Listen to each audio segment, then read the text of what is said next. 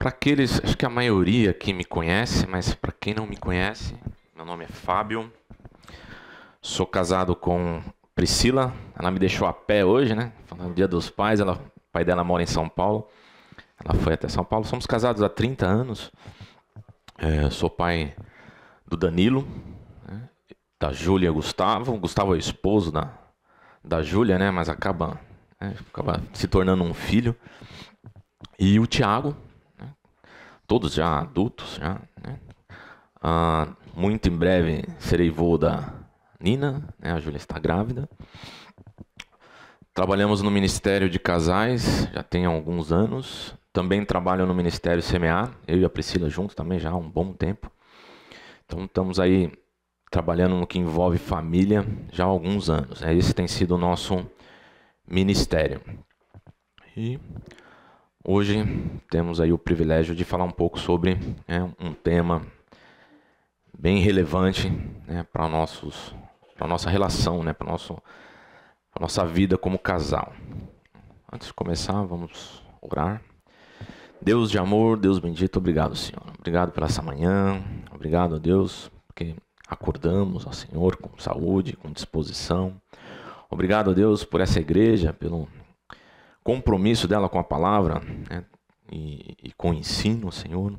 Que hoje possa ser um dia em que nosso coração, a nossa mente esteja voltada ao Senhor, ao que o Senhor tem a dizer, que a gente possa estar aberto a aprender, ó Deus, e que isso não seja só conhecimento, mas que se torne uma prática em nossas vidas. Em nome de Jesus te oramos e te agradecemos. Amém. Semana passada, o Natanael, ele trabalhou, né? O tema começou, né? Já sua introdução e o principal objetivo, o principal foco, né, da aula estava relacionada, né, ao propósito, né? Qual o grande propósito do casamento, né? Qual que foi a ideia ali?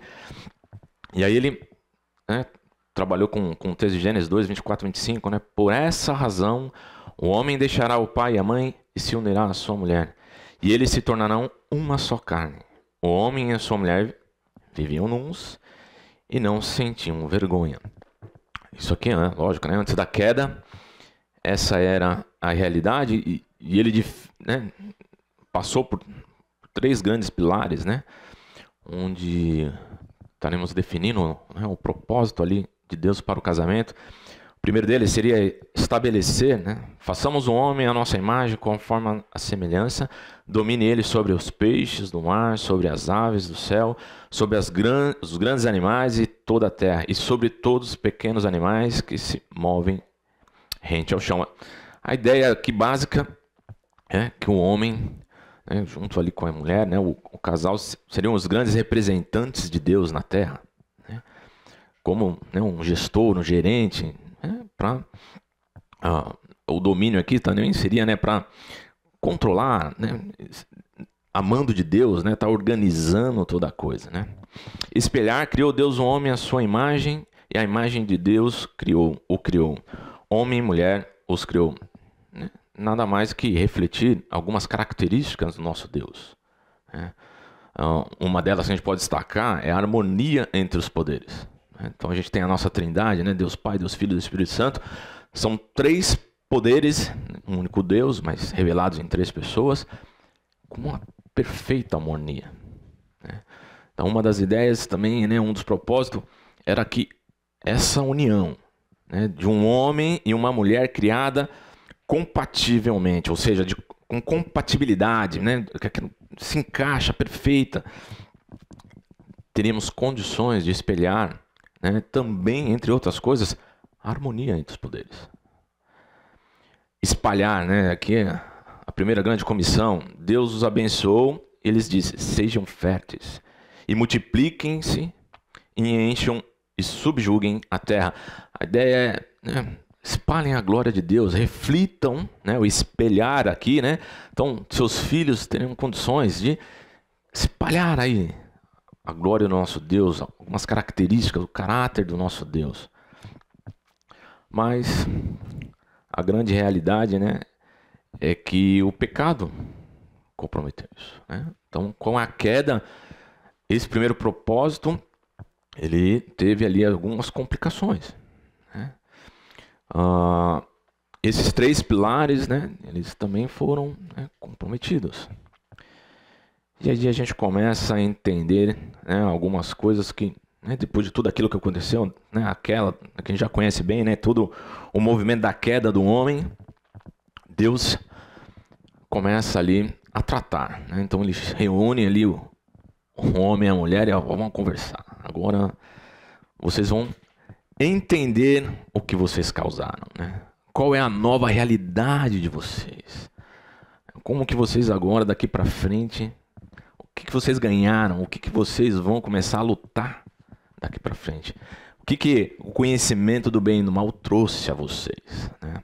E aí ele começa com a mulher. A mulher, ele declarou: multiplicarei grandemente o seu sofrimento na gravidez. Com o sofrimento você dará à luz a filhos. Seu desejo será para o seu marido e ele o dominará. Aqui, né, tem muitos teólogos que eles extrapolam o texto aqui, né, e está muito claro, né, que envolve o sofrimento da mulher aqui, né, na dor do parto e o período ali, né, de todo o trabalho de parto. Mas muitos teólogos não se limitam só a isso, e para mim faz sentido. Aqui, né, a gente pode considerar que esse sofrimento, essa tarefa árdua que se tornou, né, o trabalho de ter filhos, também envolve a criação dos filhos. Entenda que após a queda, a ideia de espalhar, né, a imagem de Deus através dos nossos filhos, a gente agora não. Agora o que nasce, quando a gente tem o filho, né, o que a gente está levando para a terra são pequenos pecadores. A ideia que tínhamos antes, olha, não, vamos espalhar, né? Deus, vai lá, ó, enche a terra aí com a minha imagem, com a minha glória, para refletir, né, algumas características do meu caráter. Não, agora Deus está falando ao homem, falou, ó, você vai nascer e você vai ver o que é dor ter um filho. Não só tê-lo, mas criá-lo. Não vai ser fácil. Porque agora ele vai nascer já com a sementinha do pecado lá, o cara, né, já nasce cheio de vontade, já nasce já com egoísmo, não, esse é meu, eu quero. O cara já nasce, o carinha ali já nasce pensando nele. Herança do pecado. Adão e Eva, né, e aí a gente, né, olha mais para Eva, mas com certeza Adão também sofreu com isso. Mas se a gente parar, né, para analisar, Eva perdeu os 2 filhos no mesmo dia. Um assassinado e o outro teve que ser, né, foi banido. Não é mais fácil ter filhos. Não é fácil criá-los, né? É uma luta árdua, né? Quem já tem filhos aí sabe muito bem como é que é. A hora que o cara nasce, né, a coisa ficou mais complicada. Então, Deus olha para Eva e ali está o Adão também e fala, olha o que vocês ganharam de prêmio aí. Não vai mais ser fácil. A coisa vai ser difícil, dolorida. Seu desejo será para o seu marido e ele a dominará. Aquela característica de harmonia entre os poderes, ela cai, agora entra a competição. Então, mulher e homem agora, em vez de serem compatíveis, né, direcionando para o mesmo alvo, para o mesmo objetivo, buscando a mesma coisa, agora não. Eles passam a concorrer, passam a lutar contra si. Cada um querendo defender seu espaço, seu direito, né, e o outro querendo, através da força, subjugar, através, né, da autoridade, querendo, né, abafar e até usando muitas vezes da violência, seja ela a forma quem for. E aí a gente vai vendo o propósito sendo, né, comprometido, atrapalhado. E Adão disse, visto que atendeste à voz de tua mulher e comeste da árvore que eu te ordenara não comesse, maldita é a terra por tua causa. Em fadigas obterás dela o sustento durante os dias de tua vida. O gestor que tinha, né, como tarefa cuidar da terra e viver do fruto dela, viver do que ia retornar da própria terra, ele né, ele é o grande causador da maldição sobre a terra, e a terra se rebela contra ele. Desde então, o homem só sofre para tirar o seu sustento, para se alimentar. É uma briga constante contra a própria terra. E é lógico, ao longo do tempo, isso só foi piorando, porque o homem, né, ele foi aprimorando, né, o seu pecado. Então, no meio aí, ele foi conhecendo a ganância, né? Então, não vou agora só plantar para me alimentar minha família. Não, eu preciso ganhar dinheiro, preciso fazer isso. Então, aí começa desmatamento, enfim, né? A gente chega no ponto que a agressão contra a própria terra se tornou maior ainda. E aí ficou muito mais difícil. O fato é que o papel de ser o representante da terra, o representante de Deus aqui na terra, né? Ele foi comprometido, e a própria terra se rebelou contra o seu gestor, contra o seu gerente, se tornando ainda mais difícil.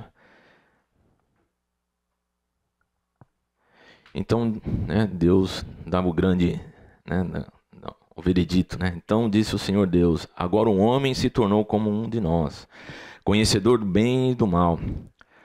Não se deve, pois, permitir que ele também tome do fruto da árvore da vida e coma e viva para sempre. Ou seja, conheceu a morte. Então, assim, ó, durante esse período aqui, né, essa é a realidade pós-queda, a morte, a separação. E até aqui, cara, está separado, tem a morte envolvida. Mas graças a Deus que esse não era o veredito final, né? Até mesmo antes de Deus começar a tratar ali, pelo menos na sequência ali dos versículos, né, de tratar sobre as consequências da decisão do homem, né, Deus vem com uma solução. Deus vem com o evangelho. Porém, inimizade entre você e a mulher, e entre a sua descendência e o descendente dela. Este lhe ferirá a cabeça, e você lhe ferirá o calcanhar. Ou seja, Deus está falando, ó, vocês decidiram por conhecer o bem e o mal. Tem consequências nisso. Mas pelo meu amor, pela minha misericórdia, né, por quem Deus é, né, não é por quem nós podemos ser ou porque somos, mas é por quem Deus é. Ele decide, olha, tá aqui o plano. Começou aqui já no início o evangelho. Essa é a solução para você, ser humano, voltar a ter a oportunidade de refletir aqueles 3 pilares, né? Ou seja, ser, né, ter um pouco da minha característica, de espalhar a minha glória. O evangelho é a solução. Essa é a alternativa de Deus. Por quê? Né? Em 2 Coríntios 5,17 diz: portanto, se alguém está em Cristo, é nova criação. As coisas antigas passaram, eis que surgiram coisas novas. Ou seja, as consequências da queda do homem, em Cristo elas podem ser renovadas. Nova criatura. Tudo se fez novo. Cara, pode voltar ao projeto lá. Opa, podemos de novo aqui, ó, reproduzir os filhinhos. Ele vai sair na pecadora ali? Vai, mas eu posso fazer parte do processo de transformação dele. Sou nova criatura. Consigo influenciá-lo ao ponto de momento adequado ele encontrar a Cristo e ter também a vida dele. E assim eu começar a espalhar a imagem e a glória do nosso Senhor. Consigo voltar a ter a harmonia que reflete a mesma harmonia do Espírito Santo entre os poderes. Né? Nossa casa a gente sabe, né? Quem é o poder dentro da casa? Porque se for o filho, aí precisa mexer em outra coisa. Mas os poderes dentro do lar devem ser o pai e a mãe. Cada um com o seu papel, como está lá em Efésios 5, né? Cada um com o seu papel, mas são poderes. São autoridades dentro do lar. E que precisavam refletir a harmonia, como, né, a gente tem de exemplo dentro do Espírito Santo. Pai, Filho e Espírito Santo. Pois o amor de Cristo nos constrange, porque estamos convencidos de que um morreu por todos, logo todos morreram. Ele morreu por todos para que aqueles que vivem já não vivam mais para si mesmos, mas para aquele que por eles morreu e ressuscitou. Essa passa a ser uma realidade. Ou seja, né, todo aquele que teve um encontro com Cristo, que teve lá a sua vida transformada, essa deveria ser a realidade. Né? Ele entender que, ó, como Cristo morreu naquela cruz, então, né, eu também morri, quando Jesus ressuscitou, eu também ressuscitei com um novo propósito. E esse novo propósito é agradá-lo, servi-lo, imitá-lo, ter as características que ele tem. Essa deveria ser, né? Assim deveria ser. Esse é o puro evangelho, né? E essa é a esperança que nós temos no evangelho. Então, diante disso a gente pode falar, pô, então tá aí. Pronto, a receita para um casamento com o objetivo correto, um casamento sem problemas. Então, vocês podem estar maquinando aí, né? Mas então por que mesmo no meio evangélico, no nosso meio, ainda existe tanto problema? Ainda existe tanto conflito conjugal, ao ponto de se separarem, né? Crescente aí a separação entre os cônjuges. Então por que isso ainda existe? Se a gente está pensando aqui, estamos falando aqui, olha, estamos tratando de casais que se encontraram ambos, e aqui só um comentário, né? Quando a gente vê muito falar sobre julgo desigual, né? Entendam, né? O julgo desigual não é só valores diferentes. O julgo desigual envolve a incapacidade de atingir os propósitos de Deus. Por quê? Porque um conhece a Cristo e o outro não. Não se trata só de idealismo, não se trata só de ter costumes diferentes. É incapacidade, porque não foi selado, não nasceu de novo. Então, quando a gente fala da importância do casal, né? Eu não sei aqui a situação de todos, entenda, né? Que a gente está falando o que a Bíblia nos revela. Precisamos entender que é importante, se nosso objetivo é que o nosso casamento atinja o propósito do nosso Deus, o evangelho precisa existir para os dois. A conversão, o encontro com Cristo, o nascer de novo, precisa ser para ambos. Porque senão uma linha um vai andar e o outro não. A gente não vai encontrar. E a gente vai olhar aqui que mesmo para aqueles, né, que o casal, ambos já encontraram com Cristo, teve ali sua vida transformada, nasceram de novo, se encontram em situação como essa. Sei o que é certo e com frequência escolho o contrário.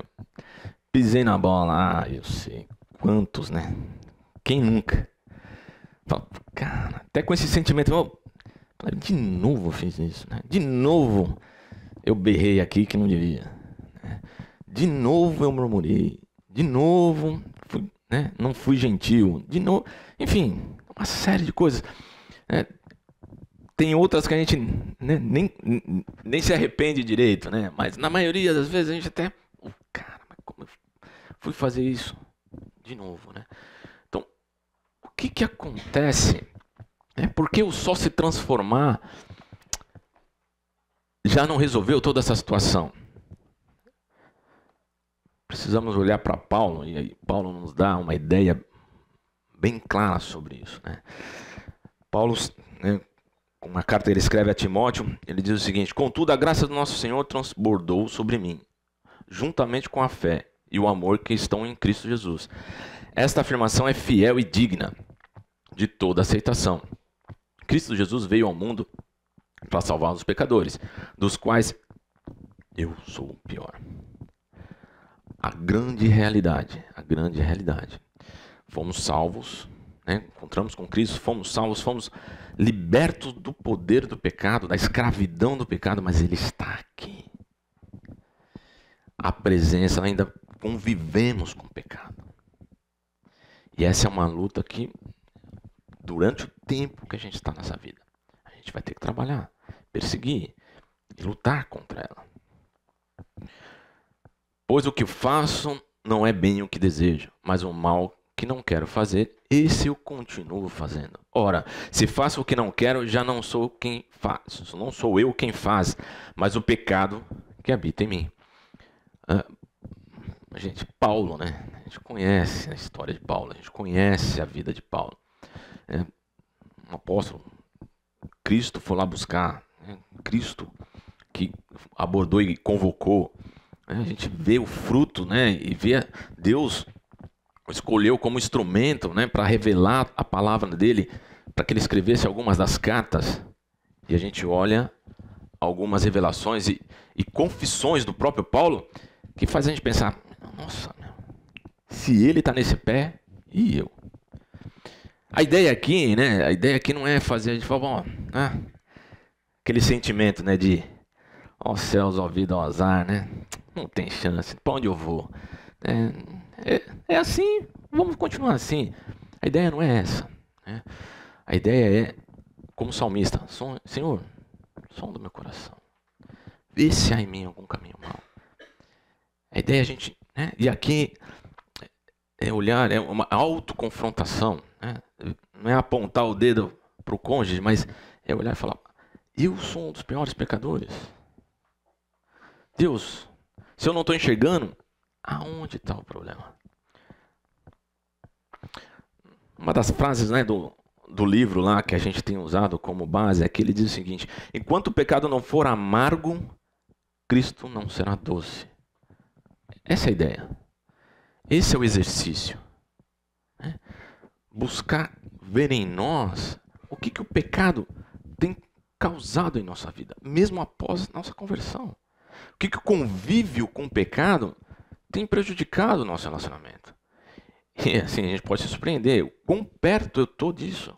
Quanto estou convivendo, quanto eu tenho convivido com o pecado. A tal história do diagnóstico, né? Às vezes, sem fazer o diagnóstico, a gente tem uma realidade diferente da nossa saúde. Aqui é a mesma coisa. Então, às vezes é necessário fazer um diagnóstico. C.S. Lewis, ele diz o seguinte, ele fala, né, sobre a importância da luta do pecado no livro Cristianismo Puro e Simples. Né? Nenhum homem sabe o quanto é mal até tentar ser bom. Um simples vislumbre da santidade de Deus nos mostra a profundidade do nosso pecado e a necessidade contínua da graça. John Newton declarou no seu leito de morte, né? Pouco me resta da minha memória, porém me lembro de duas coisas: que sou um grande pecador e que Jesus é um grande Salvador. Lógico, né? Toda vez que a gente se depara com a nossa tendência ao pecado ou com a nossa fragilidade diante do pecado, a gente tem que olhar para a grandeza da graça de Cristo, para a sua misericórdia, né? Pelo que Ele fez por nós, e pela esperança que temos nele. Isso não deve ser uma palavra de desânimo, aliás, né? Ela tem que trazer ânimo. Falar, em Cristo eu posso, sim, nele eu posso perseguir e seguir contra isso. Então, né, diante disso, né, diante dessa realidade que devemos trabalhar e constantemente, né, fazer esse trabalho de autoconfrontação, de uma análise de diagnóstico para ver, olha, e aí? Será que eu estou tão bem assim, né? Será que realmente é só minha esposa que peca? Só ela que está brigando contra o pecado? Que está como Paulo, né? Esmurrando a carne lá? Será que é só ela que sofre? Da mesma forma, a esposa, né? Será que só sou eu? Será que meu marido também não? Né? Será que é só meu marido, né? Será que eu também não passo por isso? A ideia aqui é que ambos lutam contra isso. E a gente ter a consciência que o nosso cônjuge tem as mesmas batalhas que nós temos contra o pecado, as mesmas lutas, deveria nos deixar mais sensíveis, né? Ao ponto de querer ajudá-los, né? O homem, aqui um pouco puxando, né, o lado do papel do homem, o homem é um pouco mais agravante, né? Porque Deus nos deu a responsabilidade, né? Porque lá na queda nós fomos omissos, né? Então Deus agora nos chama, né, para isso. Ele falou, cara, como anda o processo de santificação da sua esposa? O homem tem um papel bem importante quanto a isso. Como anda? E muitas vezes a gente confunde esse papel como o de acusador, né? Você está errada nisso. A Bíblia diz isso. A ideia aqui não é essa, né? A ideia aqui é restauração. É entender que quando Deus nos chamar, né, falar, e aí, Fábio? O que você fez com a Priscila que eu deixei em tuas mãos? Não vai dar para de novo, né, falar como Adão, né? Mas você viu a mulher que tu me desse? Não dá, né, Deus? Como que eu vou fazer? Não, né? Isso é um particular para os homens, né? Cabe a nós, Deus nos deu esse privilégio, e obrigação, e uma grande responsabilidade de responder pelo processo, de ajudar, né, fazer parte do processo de santificação das nossas esposas. E aí, ao invés de a gente ficar só no apontar o dedo, deveríamos nos preocupar.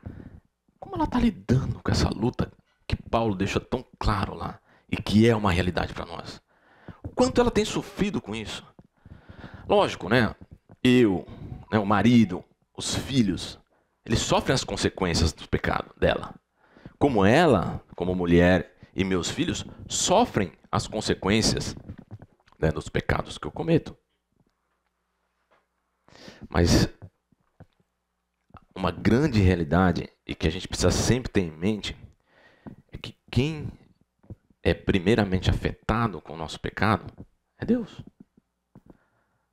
Apesar das consequências que a gente pode causar com o nosso pecado para os nossos filhos, para o nosso lar, né, na sua totalidade, o primeiro que é afetado é Deus.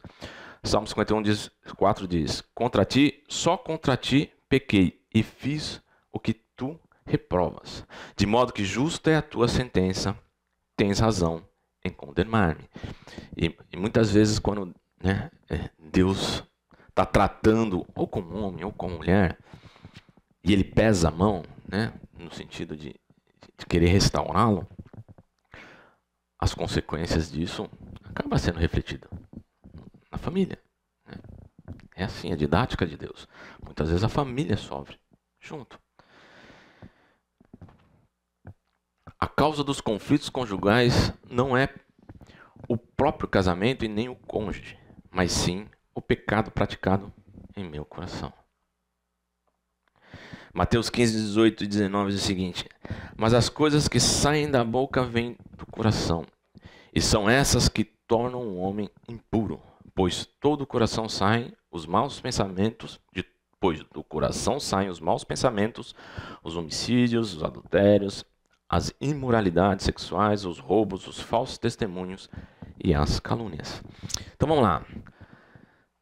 Deus criou o homem, tinha lá os seus propósitos, né, previamente definidos.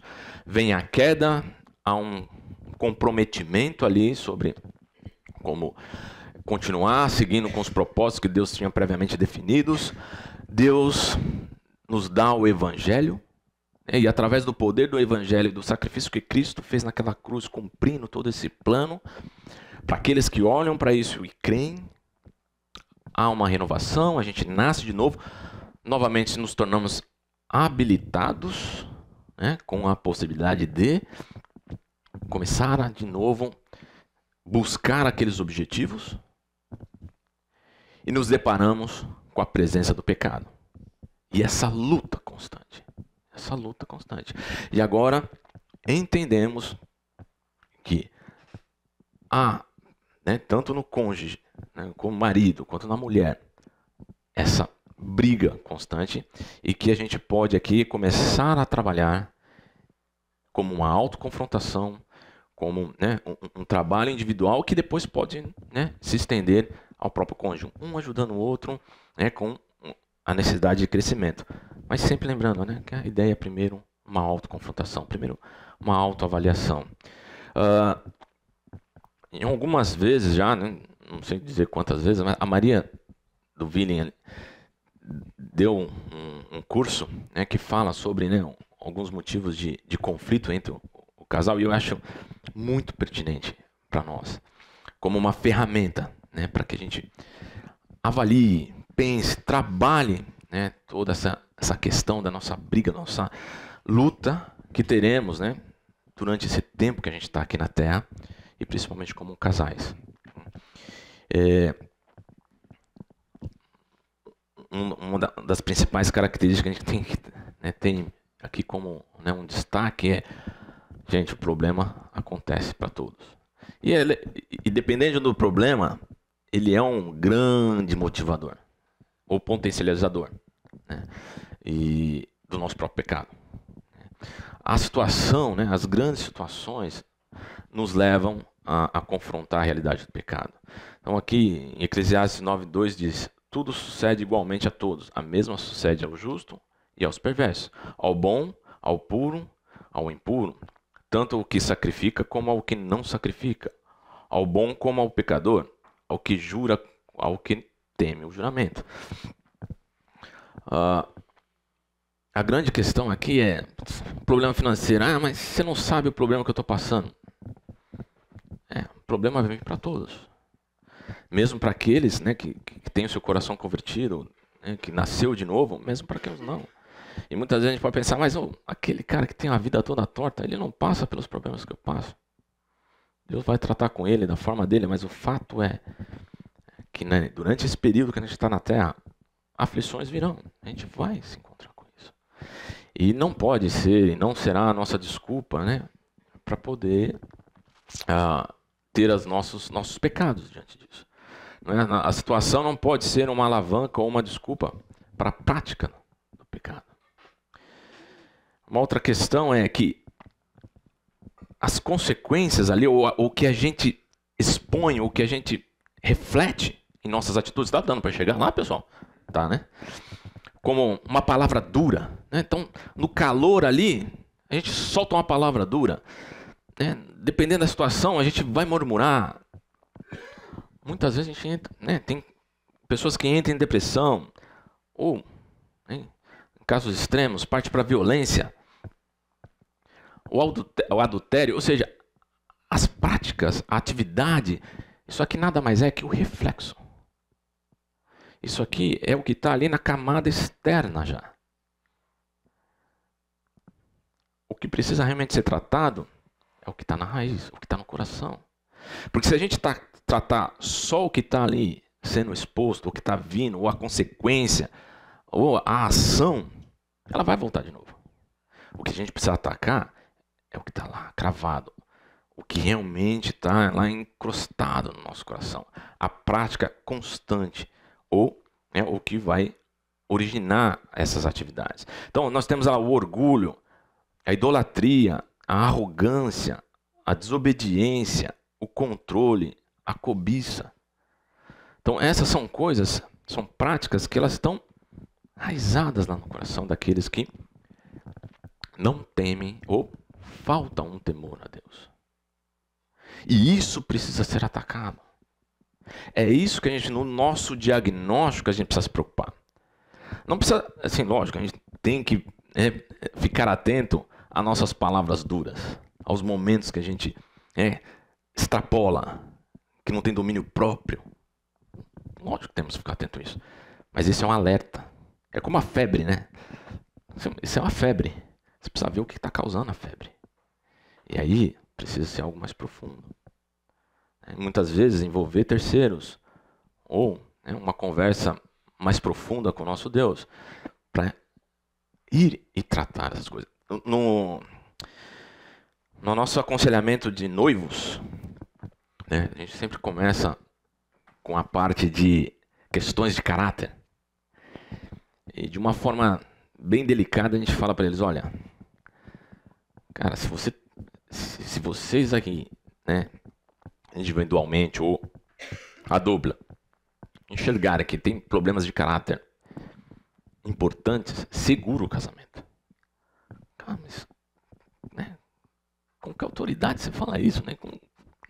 Como que você fala isso para um noivo, né? Fala, olha, e aí a gente vai detalhando para eles o que a palavra diz sobre alguns desvios de caráter e as suas consequências. E quão sábio é eles resolverem esses problemas primeiro, do que tentarem resolver isso depois que o casamento está consumado. Questões de caráter, que nada mais é que o pecado, né? Então questões de caráter tem que ser levado muito a sério. Antes do casamento, mas durante o casamento também. Então, se você identificou na sua autoconfrontação, você falou, isso aqui é um desvio de caráter, ou um pecado, um convívio, eu convivo com isso aqui está, né, em mim, eu não consigo me livrar. Vá atrás de ajuda. Precisa ser resolvido. A gente lembra, além de consequências para o nosso casamento, né, que são as atitudes aqui e tudo mais, sua relação com Deus está sendo comprometida. A gente está tendo problema aqui com o relacionamento com o nosso Senhor.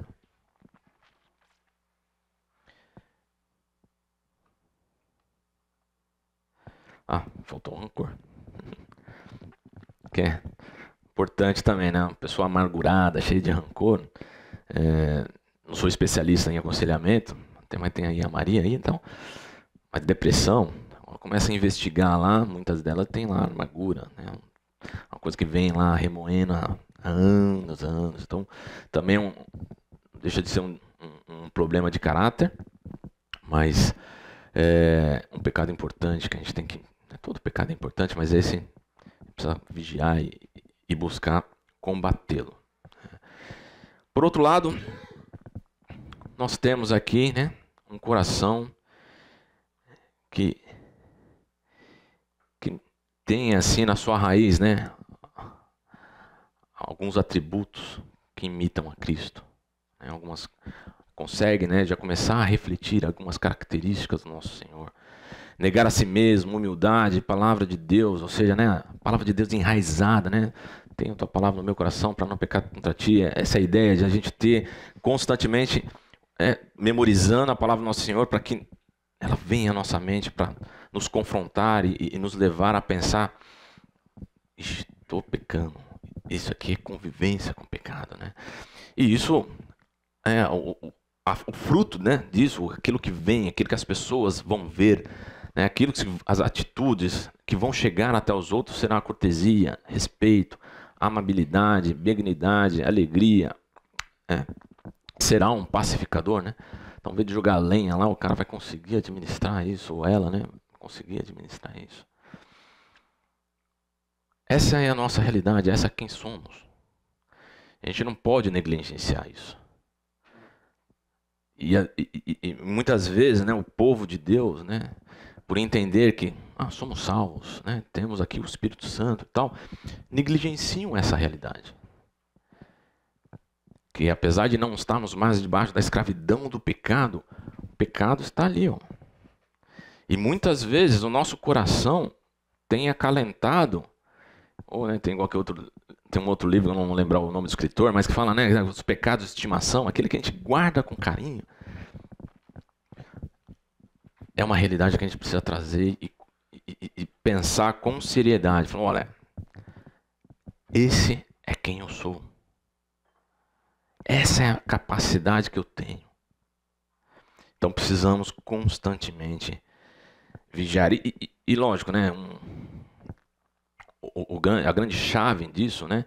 O temor do Senhor é o princípio da sabedoria e o conhecimento do santo é o entendimento.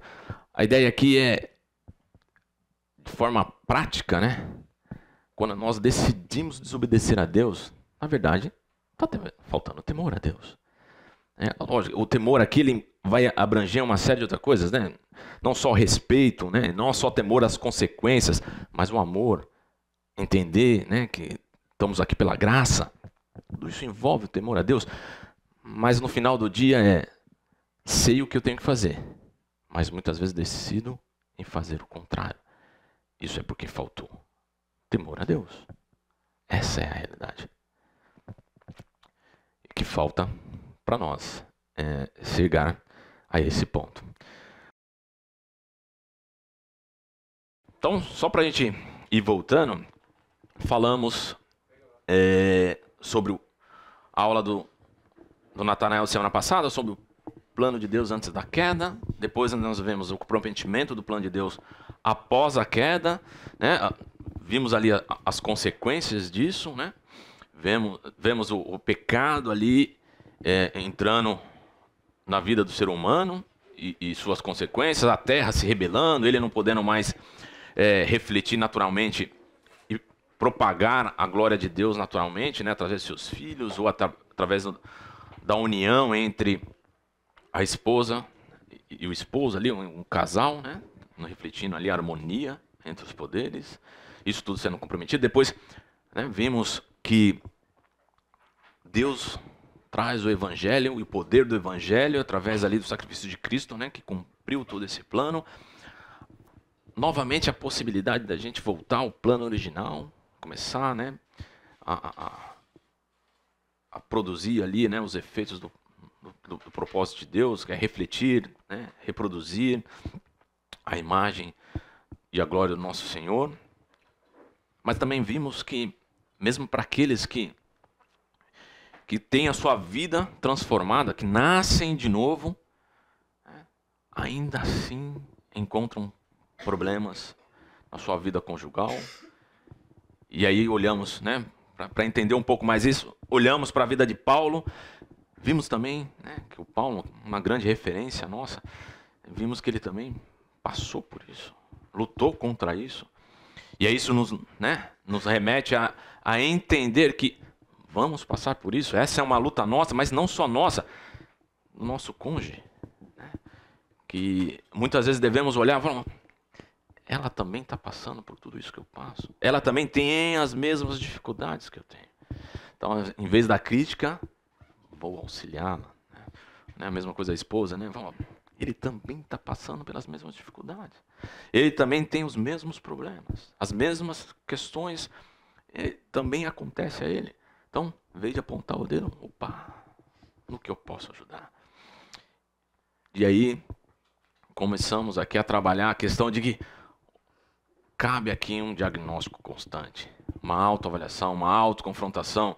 Porque entendemos que o problema conjugal não está no cônjuge, não está no matrimônio em si, mas está no coração do homem.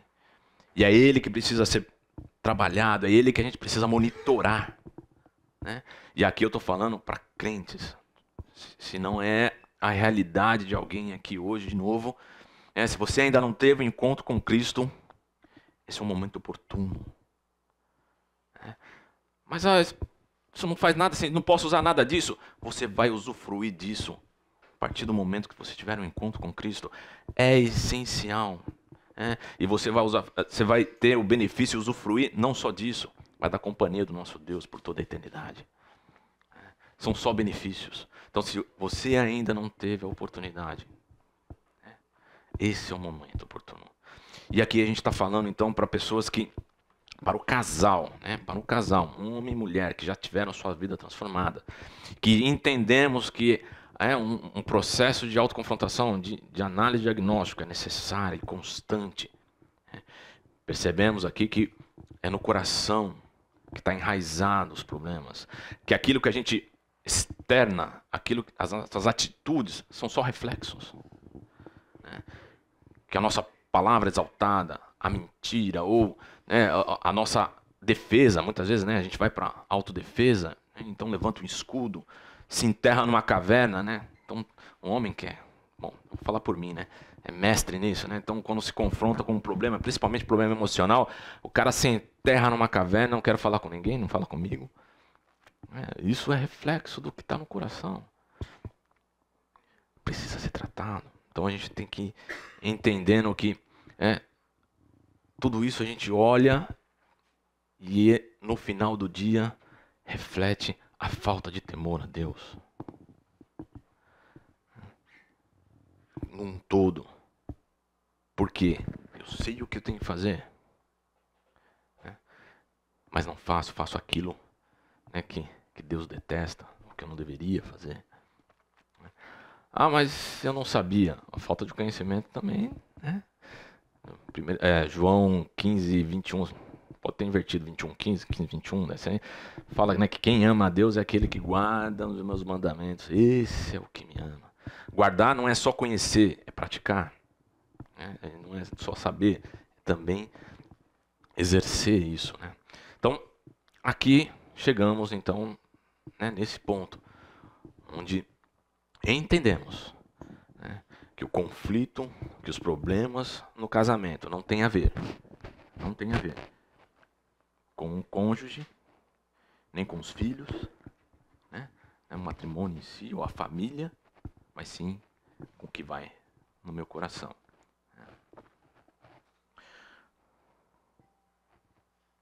Opa.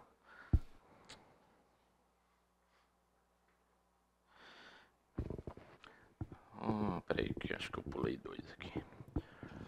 Eu não sei dizer quem escreveu, tá? Mas tá assim, eu achei interessante. Na jornada da santificação, cada passo em direção a Deus é um avanço em direção à plenitude de vida. Permita que a graça divina transforme o seu coração e confie que, em cada esforço, o Espírito Santo está trabalhando em você para refletir a imagem de Cristo. Pode ser que na sua autoconfrontação você se depare com um coração que tem ali muito a ser trabalhado. Não desanime. Não desanime. Aqui, com esse anônimo que escreveu, o Espírito Santo está ali conosco.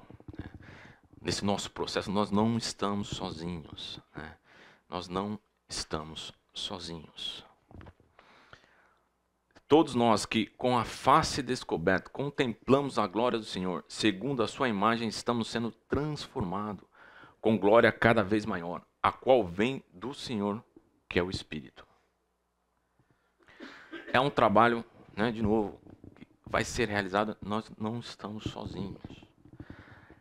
Essa perseguição, esse combate, essa luta contra o pecado, nesse período que estamos nessa terra, não precisamos travá-lo sozinho. Precisamos ter a consciência, lembra?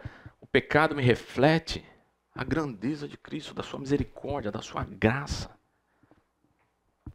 Esse deve ser o nosso pensamento. Em momento algum deve ser de derrota, de desânimo, para desistir. Não, vamos desistir. Larga a mão disso. Nasci assim, vou morrer assim, Não vou conseguir mudar. Não é essa a ideia. Se nós queremos ter um pensamento equivocado, vou casar para ser feliz. Não. A felicidade vai ser uma consequência. O nosso casamento deveria ser assim, estou cumprindo o propósito de Deus. Esse é o grande objetivo. Por isso a importância de a gente trabalhar o pecado, porque faz parte do processo de agradar a Deus, de refletir o caráter de Deus. Mas se a gente tem lá como grande objetivo de trabalhar nosso casamento, vamos no encontro de casais porque eu quero melhorar meu casamento, Eu quero no encontro de casais porque eu quero viver bem com a minha esposa. Cara, é válido, mas não pode ser o nosso principal objetivo. O nosso principal objetivo é assim, cara, eu quero aprimorar no meu casamento para refletir, para que o meu casamento reflita a glória de Deus. Para que meus filhos propaguem a glória de Deus. Para que a harmonia entre os poderes dentro do meu lar possa influenciar outras famílias, para que façam o mesmo. Então, esse deveria ser o nosso grande objetivo. Que muitas vezes passa muito, muito longe disso.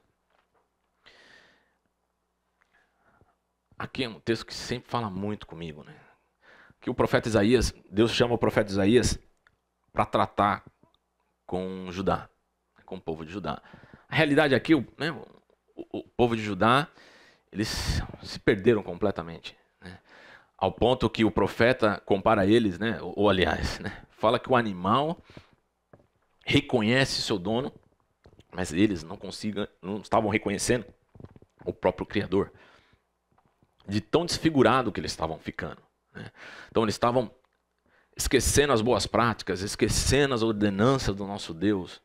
Estavam vivendo de forma bem aquém do que Deus tinha planejado para eles. E o profeta, a gente depois, se tiverem a oportunidade, leiam lá o capítulo.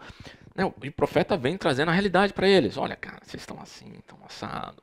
A consequência disso é essa. Deus está irado, vai vir e vai tratar com vocês. Mas o que me chama muita atenção é que no versículo 18 ele chega assim, venham, vamos refletir juntos, diz o Senhor. Embora os seus pecados sejam vermelhos como escarlate, eu não sei qual é a situação do seu casamento hoje. Mas entenda, Deus, o objetivo dele sempre foi, sempre será restauração. Então, venham, vamos refletir juntos, diz o Senhor. Embora os seus pecados sejam vermelhos como escarlate, a coisa estava feia. Seu casamento pode estar coisa feia, mas Deus está falando. Eles se tornarão brancos como a neve. Deus passa assim, uau, Mas o que era necessário aqui? Né? O que envolvia aqui?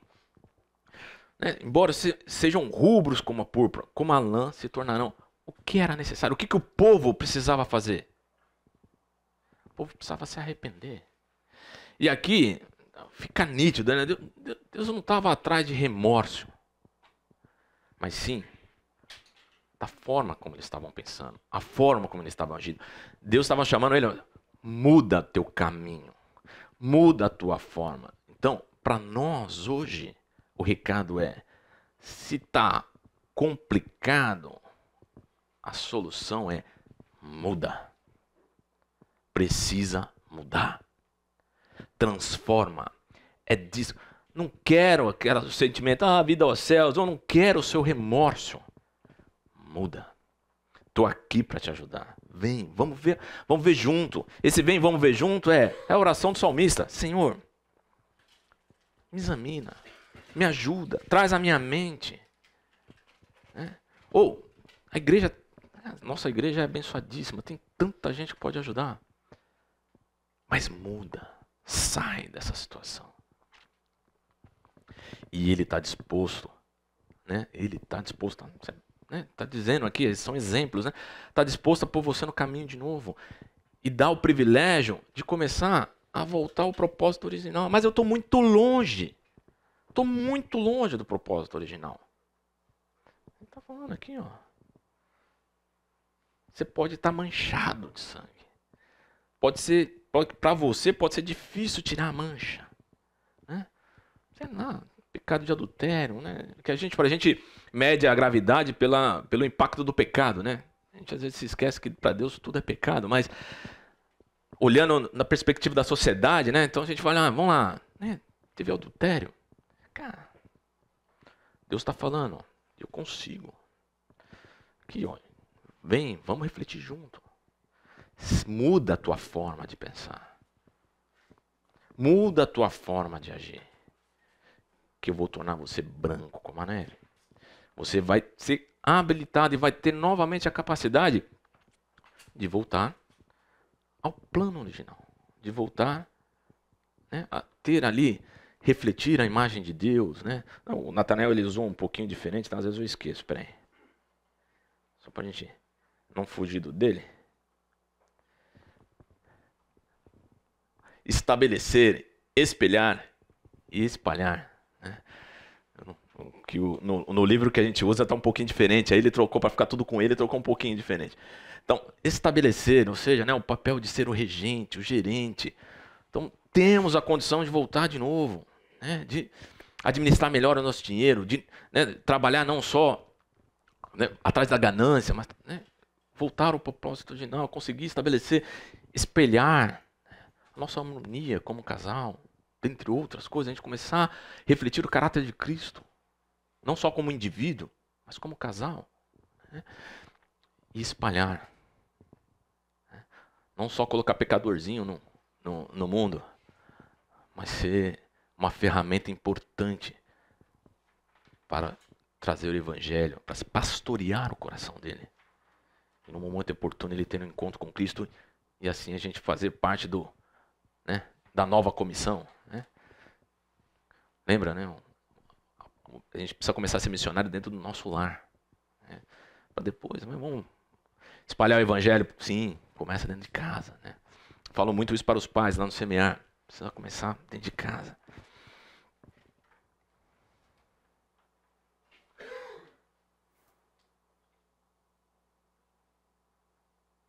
Opa, peraí, tô chegando lá.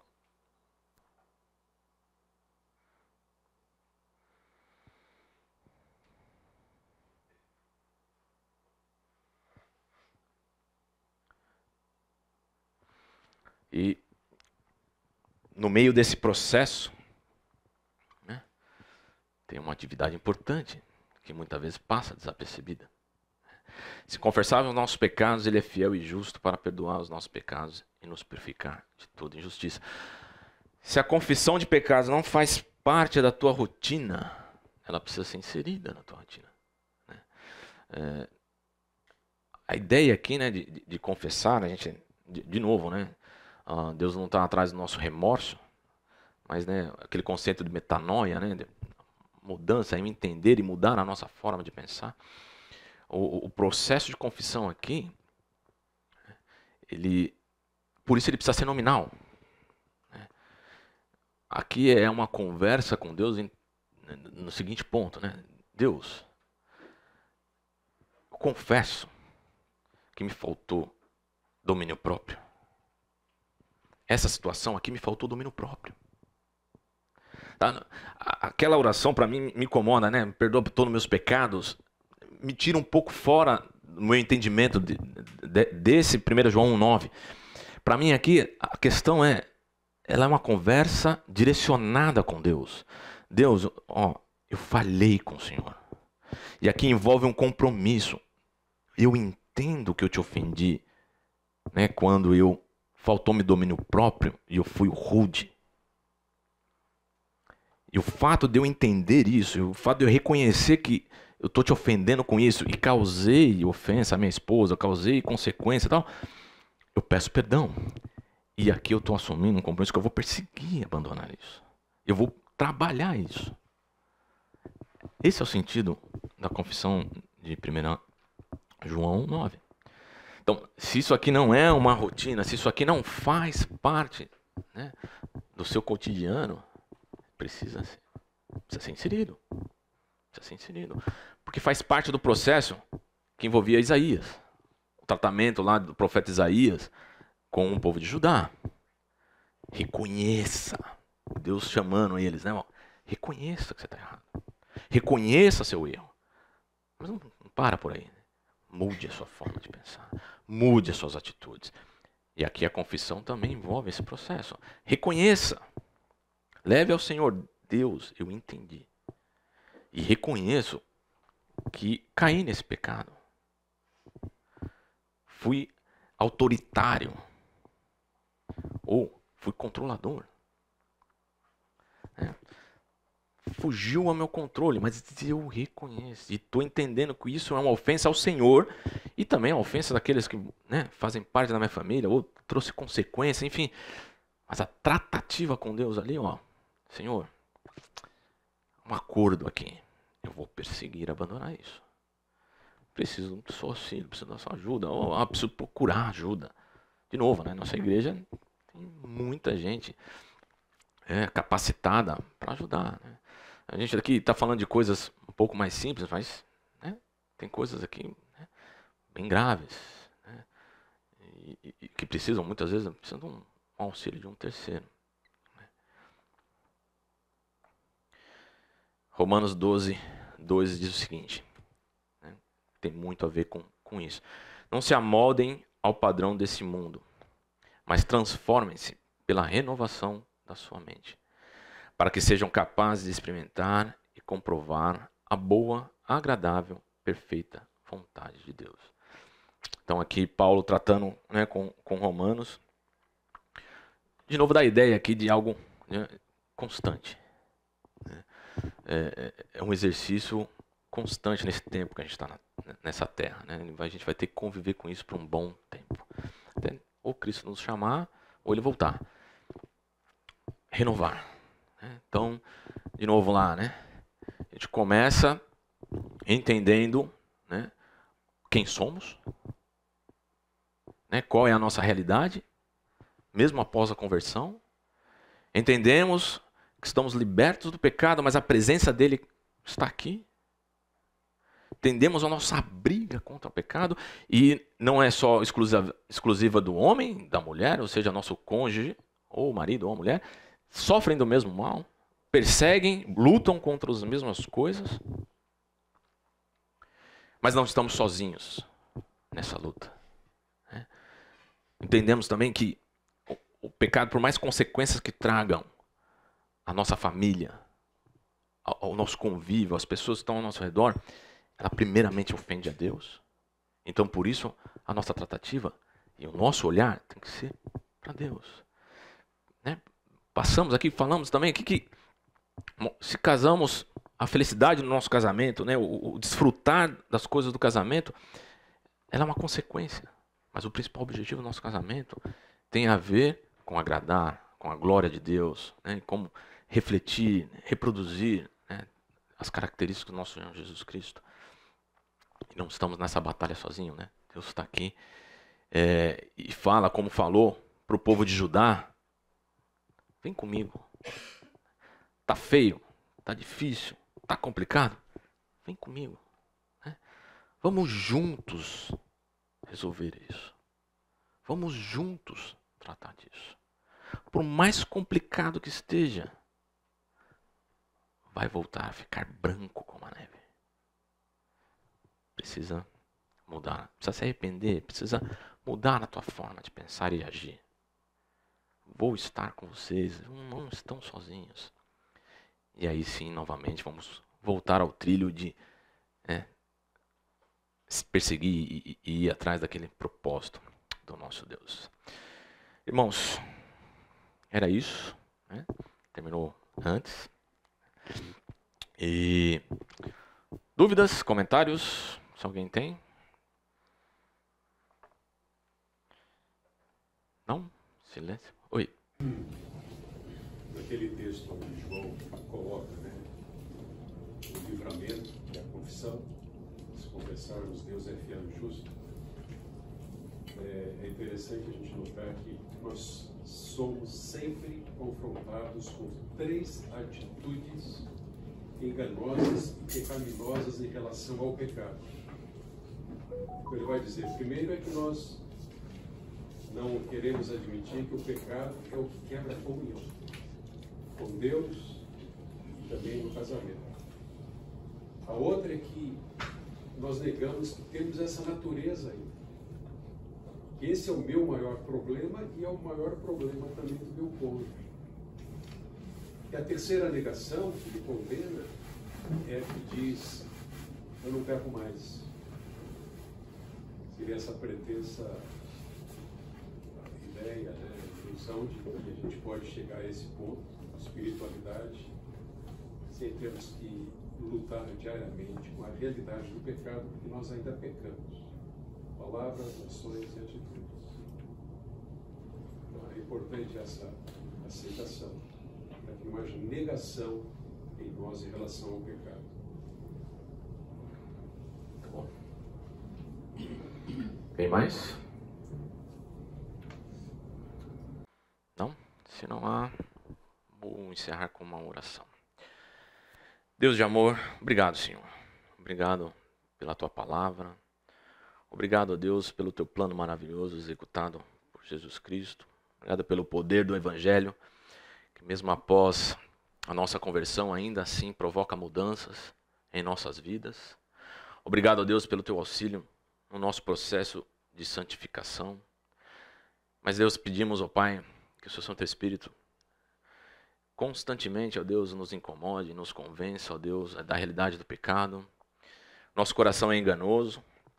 Muitas vezes caímos nesse engano de achar que não estamos pecando ou não estamos debaixo ainda da presença, ou não estamos, né, na presença do pecado, e que não necessitamos de rever esses pontos, de analisar e de combatê-los, ó Deus, com afinco. Que o seu Santo Espírito nos alerte quanto a isso. Mas também eu peço a Deus que nos traga esperança, Senhor. Traga a esperança de que essa caminhada não estamos sozinhos, ó Pai. E que seu grande objetivo, ó Deus, sempre foi e sempre será restauração. Nos levarmos, ó Deus, para perto de Ti. Nos levarmos, ó Senhor, a aparecermos, ó Deus, contigo. Cada vez mais. A ponto de conseguirmos, ó Deus, chegar perto daqueles propósitos, ó Senhor, que foram de alguma forma prejudicados pela queda do homem, ó Deus, pela entrada do pecado. Ajuda-nos, ó Deus, a sermos maridos melhores, mulheres melhores, mães, pais. Um dia como hoje, ó Deus, o pai possa entender a sua responsabilidade, ó Senhor, como no pastoreio, no seu lar. Enfim, Senhor, entregamos nossas vidas a Ti, e entendemos, ó Pai, que há necessidade no movimento do nosso lado. Precisamos, ó Deus, sair da inércia. Precisamos, ó Pai, reconhecer quem somos a nossa capacidade para o mal, ó Deus, mas sem tirar o olhar de Cristo, da sua misericórdia, né, da sua unção do seu Santo Espírito. E para aqueles, ó Deus, que ainda não te conheceram, se for o caso, ó Senhor, que seja um momento oportuno, ó Deus, que eles possam entregar como indivíduo a sua vida a Cristo e nascer de novo e assim ser habilitado para novamente, ó Deus, entrar no trilho e seguir para os seus propósitos. Em nome de Jesus te oro e te agradeço. Amém.